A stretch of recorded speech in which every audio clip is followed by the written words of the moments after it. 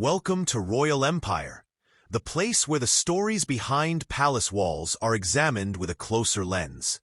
I'm your host, and today we're stepping into a narrative that has stayed out of public view for more than 20 years. What you're about to hear challenges familiar timelines, public statements, and the way silence has been used inside royal life. Stay with us until the end, because this story reshapes how certain moments are understood.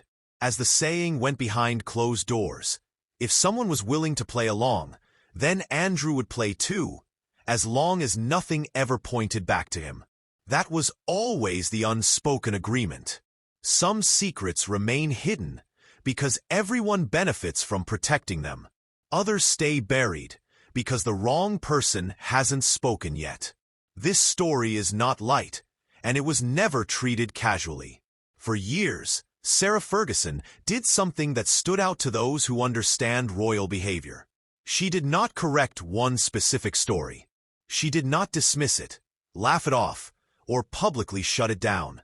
In royal circles, silence like that is deliberate.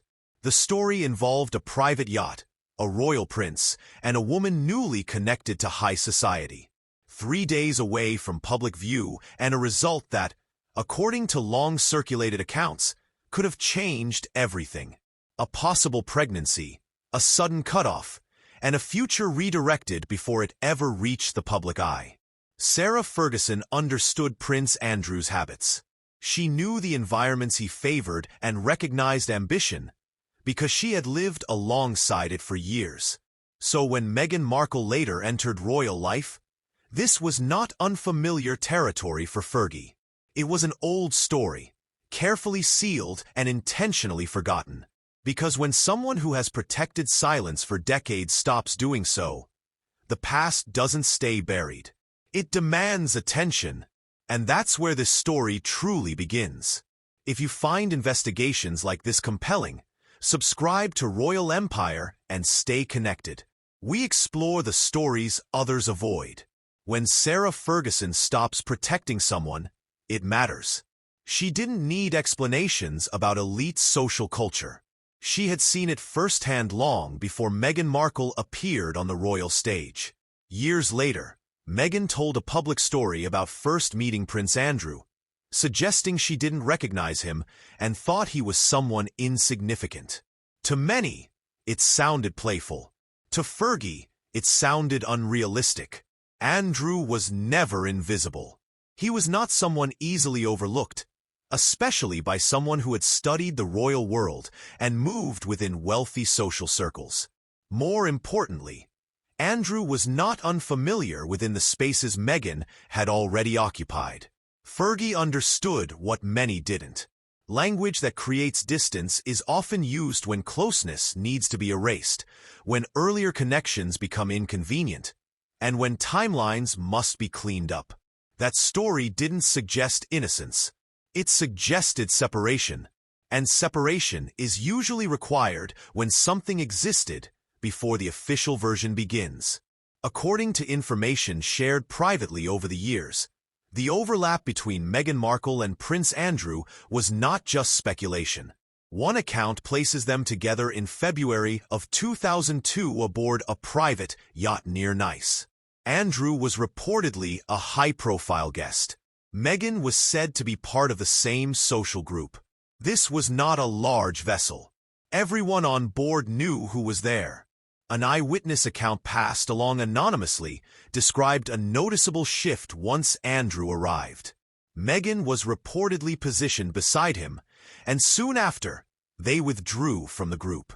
According to the account, this was not brief.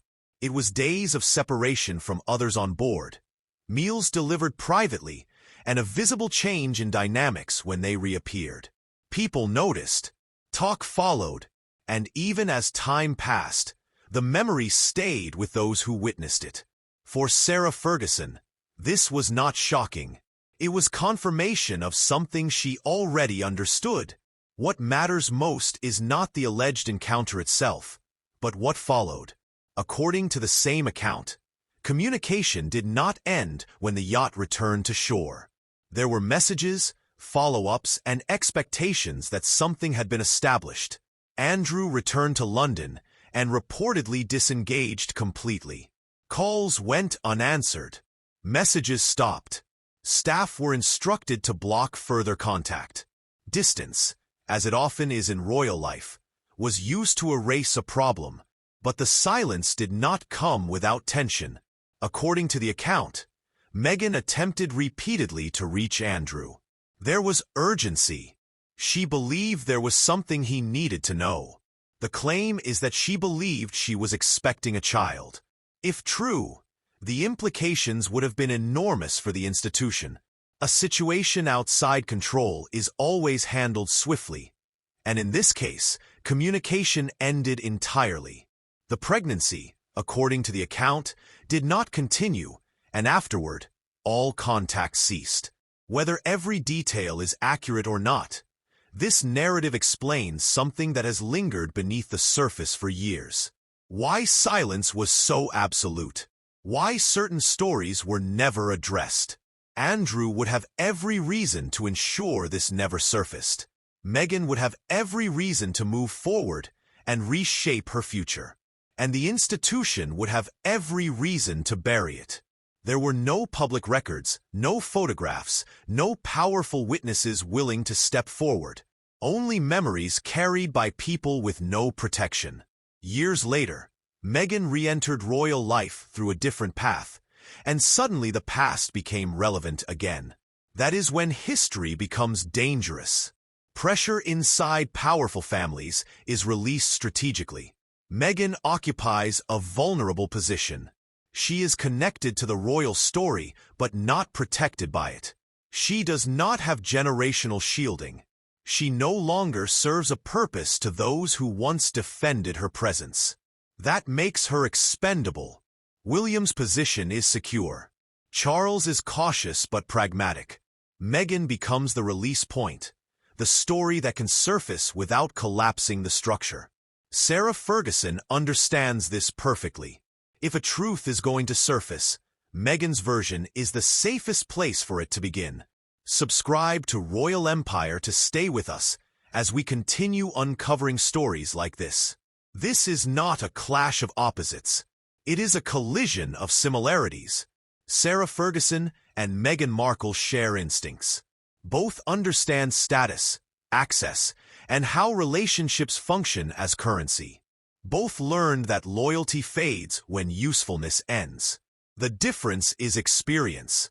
Fergie learned the rules through loss and survival. Meghan believed the rules would always bend in her favor.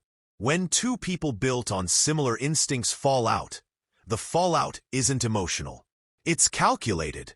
And the moment Meghan chose distance over diplomacy, she didn't just cut ties. She activated a witness. Fergie didn't need documents or proof. She understood Andrew's patterns. She recognized when situations were managed rather than confronted. She recognized ambition because she saw it clearly. That's why this silence lasted so long. Everyone benefited from it.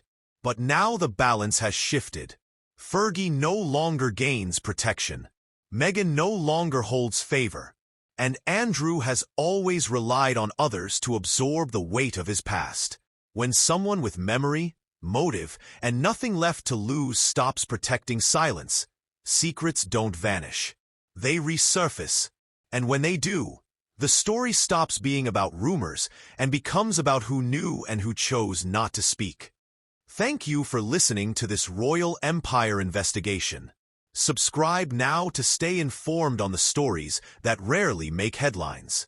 We will continue examining, uncovering, and reporting the narratives that matter. Share this episode with anyone who needs to hear it. Because the truth doesn't disappear. It waits. Until next time, this is Royal Empire.